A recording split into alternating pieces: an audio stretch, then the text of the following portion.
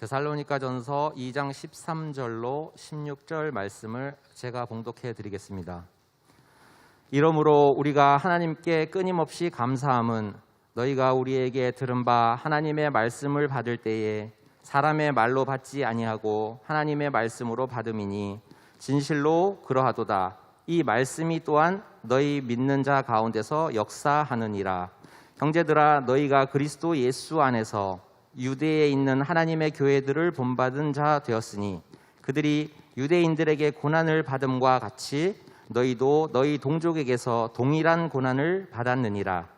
유대인은 주 예수와 선지자들을 죽이고 우리를 쫓아내고 하나님을 기쁘게 하지 아니하고 모든 사람에게 대적이 되어 우리가 이방인에게 말하여 구원받게 함을 그들이 금하여 자기 죄를 항상 채우매 노하심이 끝까지 그들에게 임하였느니라.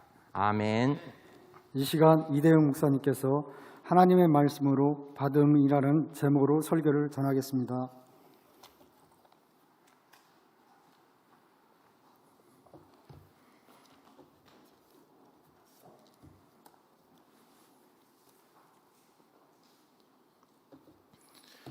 네, 한 주간 평안하셨습니까? 벌써 6월이 어느덧 다 지나가고 있고 또 2021년도의 반환점이 얼마 남지 않았습니다.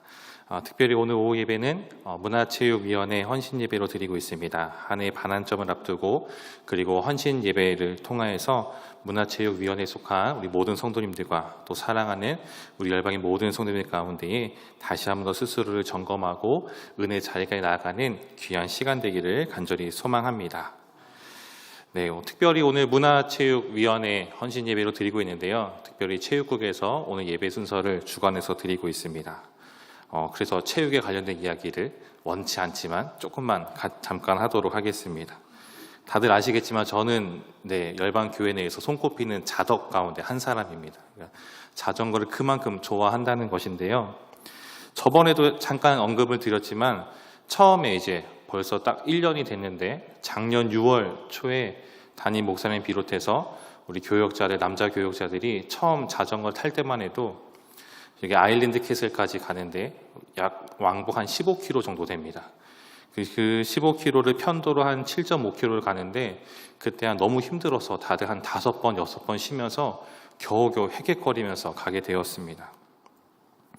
지난 토요일이죠. 어제 이제 또 우리 부목사님들하고 새벽 예배 후에 자전거로 더 탔는데 지금은 뭐 그 정도까지 거리는 숨도 안 차고 정말 너무도 빠르게 막 한 시속 30 이상으로 달려도 지치지 않는 그 정도로 좀 단련이 되어 있습니다.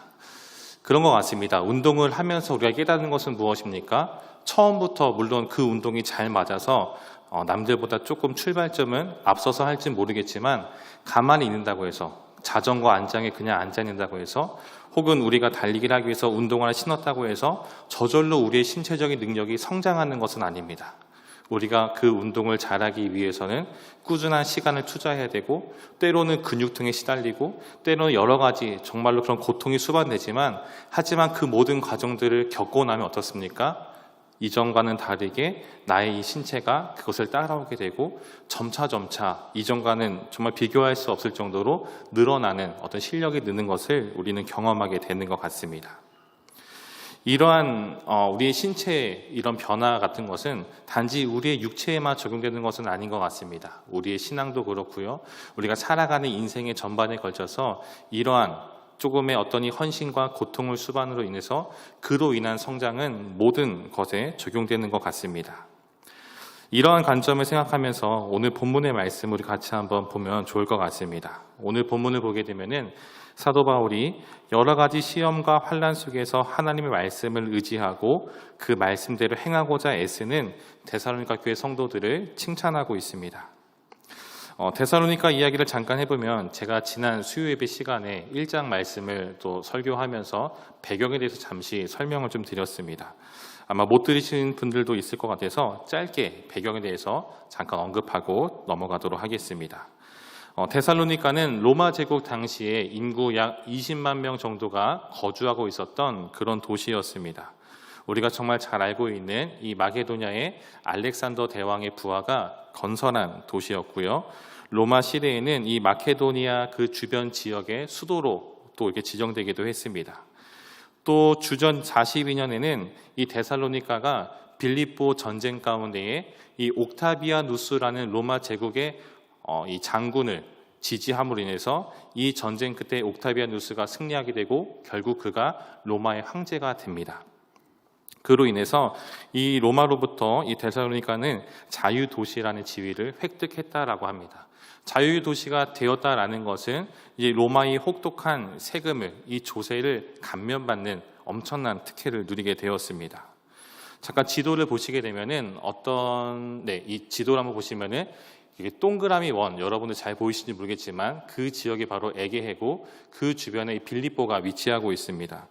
여러분들 지도를 보시면 아시다시피 이 빌립보는 바다와 가깝고 또 이 소아시아와 이 아테네, 이 그리스 지역을 연결하는 매우 교통의 요지라고 우리는 볼 수가 있습니다. 즉 육상이든 해상이든 모든 길이 잘 뚫려 있는 도시라는 것이죠. 고대로부터 교통이 잘 발달되었다라는 것은 무엇이냐면은 사람들이 많이 몰리게 되고 사람들이 많이 몰리는 곳은 상업이 발달하고 도시가 형성되고 또 그 안에는 갖은 종교들도 발달하는 것을 우리는 볼 수 있습니다.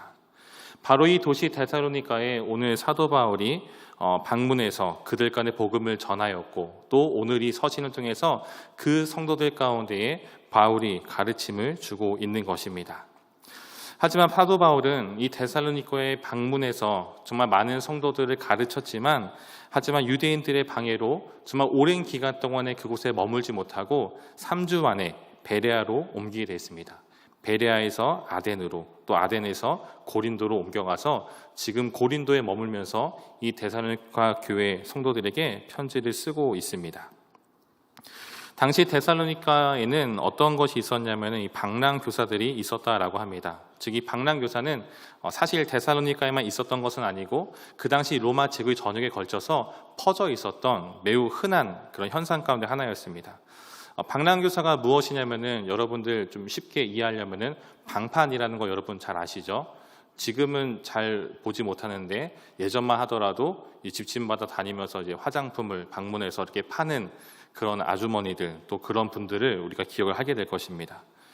즉 이 데살로니가에는 어떤 것이 있었냐면은 그 당시 로마 제국에는 집집마다 돌아다니면서 어떤 철학이나 지식을 가르쳐 주거나 아니면 어떤 종교를 전하는 이런 방랑 교사가 있었다라고 합니다. 그리고 이 가르침의 끝에는 무엇이 있을까요? 그 가르침에 대한 보상, 어떤 금전을 요구하였다라고 합니다. 이런 상황에서 이 데살로니가에 바울과 그의 일행이 들어왔습니다. 그리고 복음을 전하기 시작합니다. 자, 여러분들 이 배경 속에서 이것을 보았을 때에 데살로니가 교회 뿐만 아니라 그 수많은 사람들이 어떻게 생각할 것입니까? 우리 도시 안에 또 새로운 이 방랑 교사가 들어왔구나라고 여겼을 것입니다. 이들도 어떤 새로운 가르침을 전하고 우리에게 무언가 금전적 요구를 할 것이다라는 그런 예상을 했을 것입니다. 그런데 바울과 그의 일행들은 어떻게 합니까? 이 데살로니가의 사람들이 그들을 어떻게 여기고 있는지를 이미 잘 알고 있었습니다. 그래서 어떤 행동을 취하냐면은 오늘 우리가 읽지는 않았지만은 9절 말씀을 같이 한번 보도록 하겠습니다. 우리 한번 9절 말씀을 같이 읽겠습니다. 시작. 형제들아, 우리의 수고와 애쓴 것을 너희가 기억하리니 너희 아무에게도 폐를 끼치지 아니하려고 밤낮으로 일하면서 너희에게 하나님의 복음을 전하였노라. 아멘. 바울은 시장에서 종교나 어떤 이 철학이나 가르침을 사고 파는 그런 방랑 교사들과는 다르게 반대로 스스로의 생계를 책임지면서 복음을 전하는 모습을 보여주었습니다. 비록 3주 만에 다른 지역으로 쫓겨나듯이 떠날 수밖에 없었지만은 하지만 그는 그곳에는 그 시간 가운데 어떻게 했습니까? 밤낮으로 일하면서 복음을 전하는 모습을 그들 가운데 보여주었습니다. 3주의 시간이라는 것은 어떻게 보면 굉장히 짧은 시간입니다. 아침부터 저녁까지 정말 모든 시간을 다 할애하더라도 복음을 가르치고 복음을 훈련하는 것은 굉장히 짧은 시간처럼 보이겠지만 하지만 이들은 어떻습니까? 아침부터 저녁까지 모든 시간을 복음을 전하는 데 쏟은 것이 아니라 그들의 이 생업에 종사하면서 정말 그 낮에는 일을 하고 밤에는 복음을 전하는 매우 제한된 시간 속에서 복음을 가르쳤다라는 것입니다. 우리가 알다시피 사도 바울은 복음만 전한 것이 아니라 천막을 만들면서 생활비와 사역비를 마련한 자비랑 선교사였죠. 그렇기 때문에 천막을 만드는 일도 병행해야 했기 때문에 이 3주의 시간은 사실 굉장히 짧은 시간이었습니다. 그렇지만 그렇게 한정되어 있고 매우 짧은 시간이었지만은 이 도시 가운데 교회가 세워지게 되었고 또 그곳에 이제 막 자라나기 시작한 어린 성도들은 그 누구보다 하나님의 말씀에 순종하는 삶을 살았습니다. 여러분, 그 비결이 무엇일까요? 매우 제한된 시간 가운데에 짧은 시간 복음을 전했는데 이들이 정말로 교회로 성장하고 그들의 신앙이 굳건하게 세워질 수 있었던 그 비결은 무엇일까요? 그것은 이들에게 가르침을 전하는 이 바울과 그의 일행이 다른 방랑교사들과는 전혀 다른 모습과 방식으로 그들 가운데 그런 삶의 모습을 보여주었기 때문입니다. 그곳에 있었던 그동안 거쳐왔었던 수많은 거짓된 교사들, 방랑교사들과는 전혀 다른 모습이 있었기 때문에 사람들은 그들 건에 마음을 열고 그들이 전하고 가르치는 복음 가운데에 깊이 들어갈 수 있었다라는 것이죠. 세상과 다른 방법으로 그런 모습으로 오직 하나님의 말씀을 전하는 또 복음을 위해 살았기 때문에 오늘 이 교회 가운데 도시 가운데에 놀라운 일들이 일어나게 된 것입니다. 사랑하는 성도 여러분, 사도 바울의 이 모습은 오늘을 살아가는 우리에게 많은 도전을 주고 있습니다. 복음을 전한다라는 것, 또 복음에 순종한다라는 것, 복음에 합당한 삶을 살아간다라는 것이 과연 무엇일까라는 생각을 우리에게 스스로 던져보게끔 하고 있습니다. 여러분, 그 삶이란 어떤 삶입니까? 바로 충돌을 감수하는 삶입니다. 기꺼이 희생을 감수하는 삶이라는 것을 우리는 기억을 해야 합니다. 많은 사람들이 예수를 믿는다라고 말하고 있습니다. 성경도 잘 알고 있다라고 말하고 있습니다. 예배도 잘 드립니다. 눈을 감고 머릿속에 성경을 떠올리면은 창세기부터 계시록까지 등장하는 인물들과 사건들, 여러 구절들, 그리고 그동안 들어왔던 설교들, 그런 장면들이 눈을 감아도 모든 것이 쭉 지나갈 정도로 굉장히 많이 이 성경의 이야기들을 잘 기억하고 있습니다. 그렇지만 때때로 우리는 주님을 위해서 우리가 희생을 해야 되는 그 시기 가운데에 종종 머뭇거릴 때가 있다라는 것이죠. 아예 안 지킨다라는 말이 아닙니다. 그렇지만 어떤 결정적인 순간에서 결국 택하는 것은 그렇게 잘 알고 있었던 복음 대신에 나 자신을 선택하는 그런 일들이 일어난다라는 것입니다. 여러분, 왜 이런 일들이 우리 가운데 종종 드러나게 되는 것일까요? 왜 결정적인 순간에서 우리는 우리가 정말 잘 알고 있고 그동안 잘 배웠다라고 말하고 있는 주님의 말씀에 합당한 삶을 살아가는 것이 아니라 그 속에서 충돌을 느끼고 또 그곳에서 주님의 말씀을 따라가는 것이 아니라 정말 때때로 내 생각과 내 판단을 따라 살아가는 것일까요?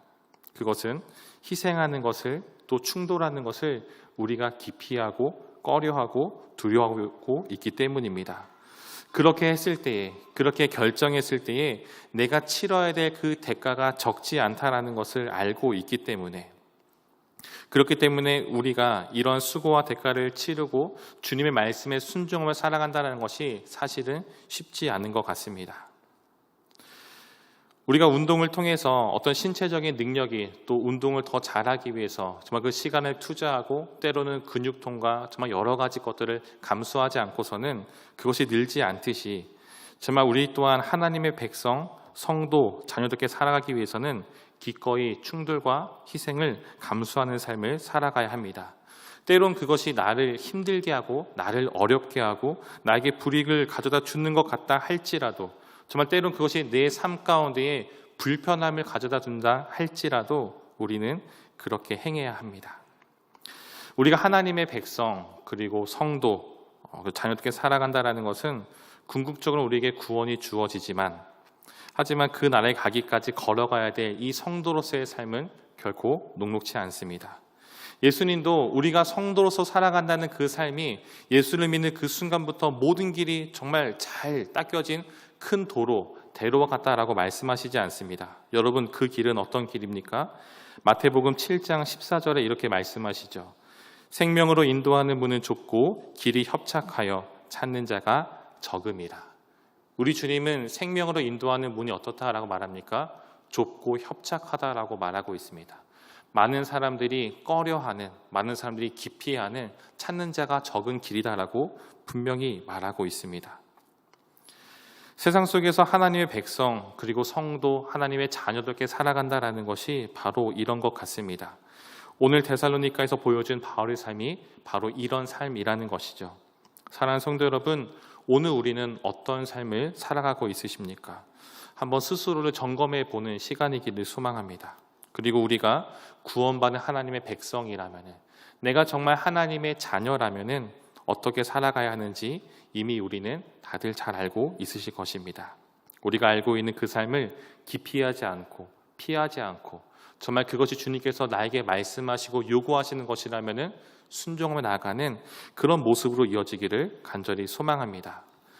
바울은 데살로니가에서 세상과 다른 방법으로 복음을 전했습니다. 그리고 그 복음의 씨앗은 데살로니가 교회의 그런 성도들 가운데 심겨졌고 그것이 교회로서 성장하게 되었습니다. 바울은 유대인들의 방해로 인해서 그곳에서 오랜 시간을 함께하지 못했습니다. 3주 만에 쫓겨나듯이 그 성을 떠나게 되었습니다. 그렇지만 바울이 그곳을 떠났음에도 불구하고 이 남겨진 성도들은 어떤 삶을 살았습니까?